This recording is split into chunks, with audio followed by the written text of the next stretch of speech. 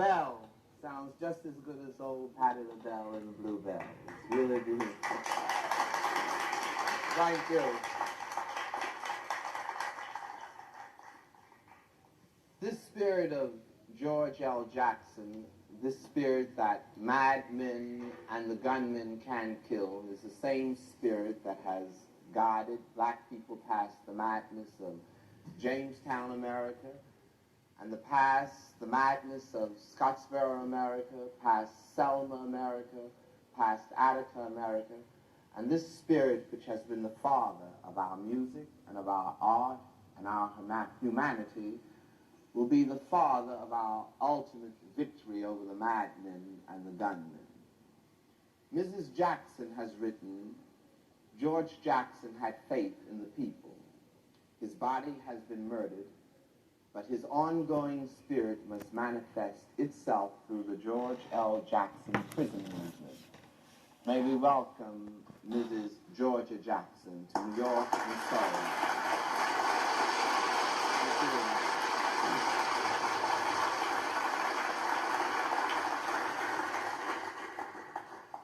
Mrs. Jackson, George wrote of you and he said that you were the perfect revolutionary mother. And I wonder, when did you first become, to use the phrase, radicalized against this system? I don't consider myself radical. I don't consider myself militant. That's the name that is put on all the people in America who speak up for their own rights and who try to point out the injustices that go on in this country. You're immediately named a radical or militant or a revolutionary or any other term that they choose to hang on you. But I consider myself a black American mother fighting for justice for all black Americans and all oppressed people all over the world.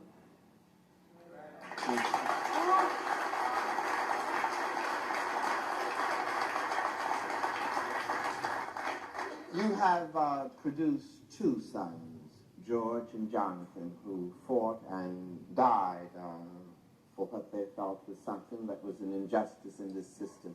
Could you tell us something about them? You mean in a personal way? Yeah, in a personal way. Small boys, babies, and things like that? Well, it's sometimes hard for me to talk about them. The pain is still so sharp and real.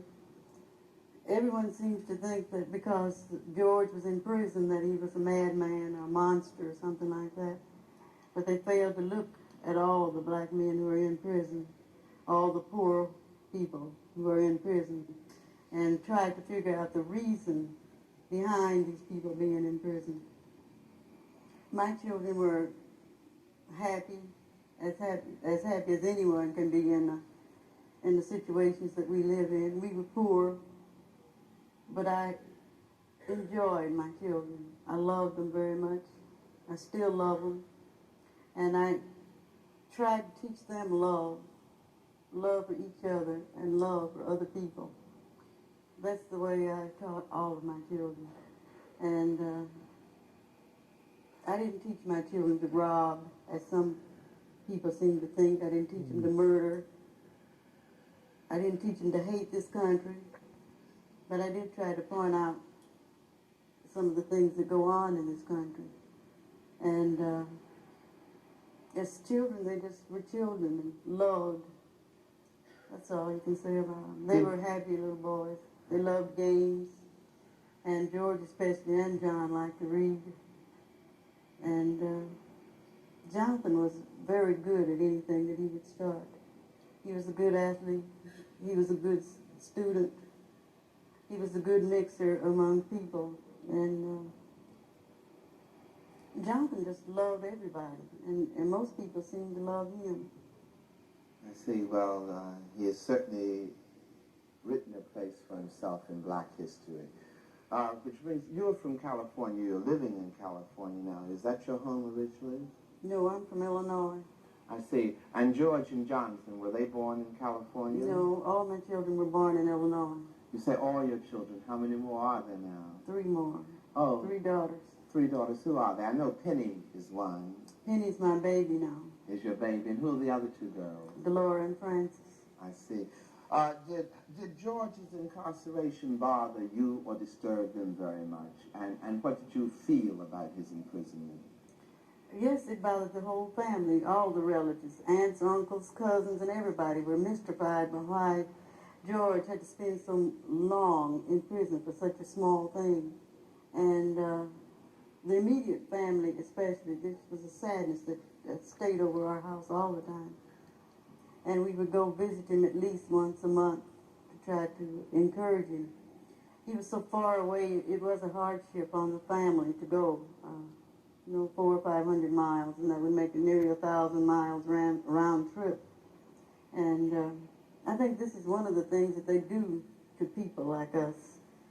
When they remove a member of the family, they put them so far away that it's impossible to keep contact with them and to show them that you really love them and care about them. But you expected George to come home, didn't you, after his term in jail? Oh, every year we expected him to come home. You see, were you, and I don't know how to really phrase this question, I was shocked by the death of George Jackson. Were you shocked by his death? I was grieved by his death, but I wasn't shocked because I felt like he would be killed. And he's been telling us for 5 or 6 years that he would be killed, that the people were trying to kill him. And I knew that after his voice was beginning to be heard all over the world and trying to tell people, and people were beginning to listen to him. Any black man in the country who has a voice is soon eliminated, no matter where they come from. If they come from the pulpit, if they come from the street, if they come out of a college, and in his case, out of prison. Black people don't have a voice in this country. Although we're a part of this country, we've worked and we've died for this country, we don't have a voice in this country.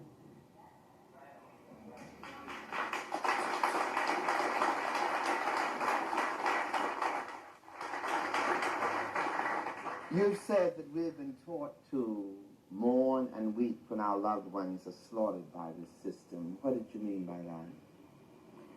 Well, when one of us are killed, we usually have a long, drawn-out funeral and pray, sing hymns, and grieve thereafter until we try to forget. But this is wrong. For every black man who dies, for every oppressed person who dies, it should mean something to us in a way where we're going to make the fight harder. So it'll be harder for them to kill another black man or oppressed person the next time.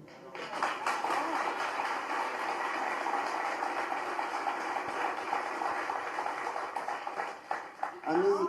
Jackson, I was very moved by your acceptance speech at the Black Academy of Arts and Letters, which awarded George an award this year.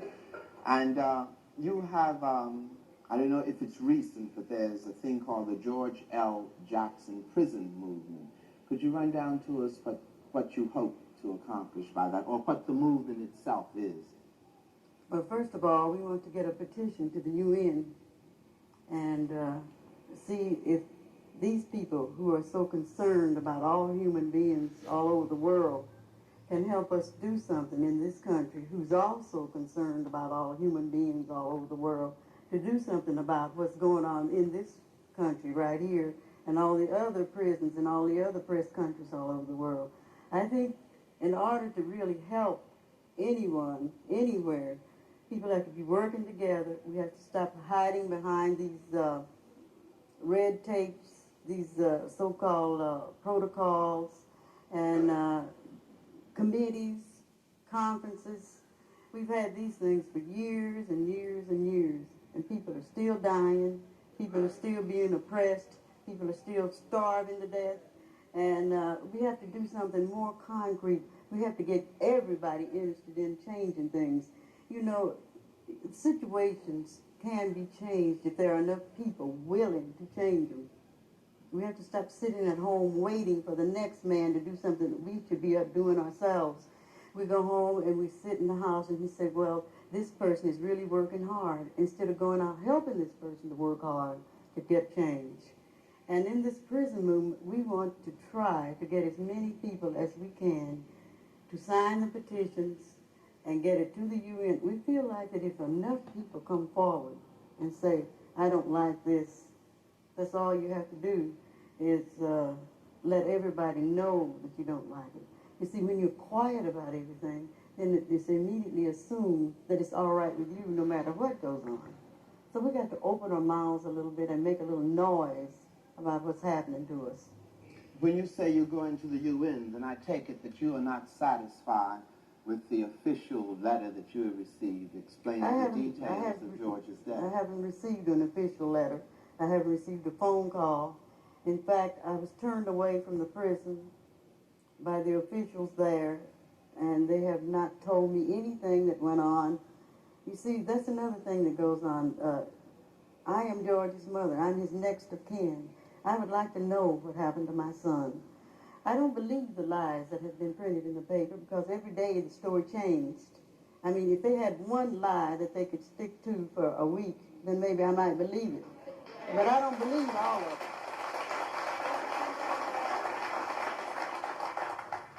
Well, is there any source in California, in the state legislation, the government, anyone that you can turn to get a statement of the facts of his death, whether you will accept it or not? No, there's no one I can turn to. If there had been, I wouldn't waste all this money trying to get to the UN. I could take the money maybe and buy some raggedy kid some clothes or buy him some food or something. But the state of California has a leader who called my son a mad dog, and that made me very angry because I know my son was not a mad dog. I knew that he had love in his heart for all human beings except the ones who were his enemies.